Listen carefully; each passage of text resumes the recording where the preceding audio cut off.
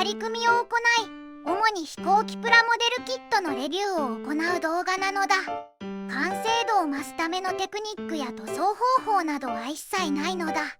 皆様のスケールモデルキット選びのお役立てていただける内容を目指しているのだ。今回はマイクロエースの48分の1対戦機シリーズ、雷電の仮組みレビューを行うのだ。マイクロエースはもともとアリー製作所というプラモデルメーカーで、2004年に鉄道模型を扱うシナのマイクロとアリーが合体してマイクロエースとなったのだ。マイクロはわかるんですが、エースって何ですの？エースはアリーの A をもじってエースなのだ。ちょっと無理やりですが。それからこのキットはもともと大滝というメーカーで販売されていたんだけど、1986年に大滝が廃業した際にアリーが金型を引き取って販売をしているのだ。ちょっと待って、37年以上前のキット？正確にはわからないけど、1970年代前半に発売された半世紀前のキットなのだ。随分とロングセラーなんですね。48分の1スケールは他メーカーから発売されているの？ほぼ同時期にタミヤから同価格帯のキットが出ているのと、1996年に長谷川から決定版となるキットが出ているのだ。タミヤは同時期に凹凸モールドハイブリッド、長谷川は価格が2倍だけどオーモールドで決定版となるディティールを誇るわけね。マイクロエースの魅力はオーモールドと全面リベット表現が実売1000円程度で買えることにあるわけで、それが50年近く商品として成立できた理由となっているのだ。なるほど、商品として成立できたのには理由があるわけね。そういうことなのだ。ではマイクロエース雷電編行ってみるのだ。まずはパッケージなのだ。たくさんの戦闘機が載ってるんですが。そうなのだ。最近のマイクロエースは経費削減なのか、同シリーズすべて同じパッケージを使っているのだ。どこで区別するのかしら？側面に貼られているシールで確認するのだ。この方法は昔のビッグワンガムみたいで面白いのだ。ちなみにこちらが旧アリーのパッケージなのだ。アリーは普通ですわね。ちなみにウプ主によると30年前は800円で購入できたようなのだ。では開けていくのだ。はいはい。薄いグリーンのランナーが3枚。クリアパーツ、組み立て説明書、デカール。デカールは3機種分が製作可能なのだ。ちなみにアリー版は塗装見本がついていたのだ。何気に塗装見本がついているのが嬉しいですね。そうなんだけど、片面のみで上下塗装図はなく、そこは組み立て説明書を見なくちゃいけないんだけど。あ、わかりにくいですね。そうなんだ。この組み立て説明書は大滝時代から変わってないらしく、現代の組み立て説明書としては不親切なのだ。では操縦席から始めていくのだ。はいはい。操縦席は全部で5パーツなのだ。48分の1だとちょっと物足りないのかしら。そうなのだ。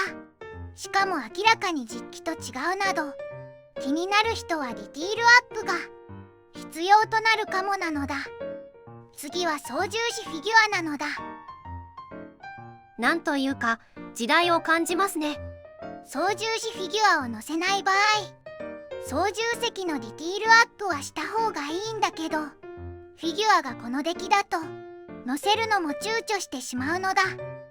なるほど。ただこのシリーズの売りは48分の1の戦闘機プラモが低価格で買えることなので、別売りの操縦士フィギュアやディティールアップにお金をかけてしまうと、最初から長谷川を買っとけばよかったとなってしまうので、そこは割り切りが必要なのだ。次は主翼と胴体なのだ。いわゆるしの字ですね。まずモールドの表現方法はオーモールドで、全身リベットが表現されているのだ。50年前でオーモールドは珍しいのでは。そうなんだ。しかもびっしりとリベット表現。ちょっと見ていくと金型の抜きの関係上、モールドが甘い箇所と引けが確認できるのだ。合わせ目周辺のモールドが甘い感じですね。合わせ目処理でモールドの彫り直しが必要になりそうなのだ。パーツの合いはどうでしょうか？合いが良いとは言えないが、全然合わないってわけでもないのだ。合わせ目処理はパテや瞬着などで行う必要があるのと、モールドの彫り直しが必要となるのだ。最後にカウリングだが、カウルフラップが別パーツ化しているのだ。雷電はカウリングの先が細く、シャフト延長してるので、ペラとエンジンは離れてる構造なんだけど、マイクロエース板はエンジンもパーツとして再現されているのだ。完成品はあまり見えませんけどね。透明パーツはどうでしょうか？このキットの代表的な鬼門がこの透明パーツなのだ。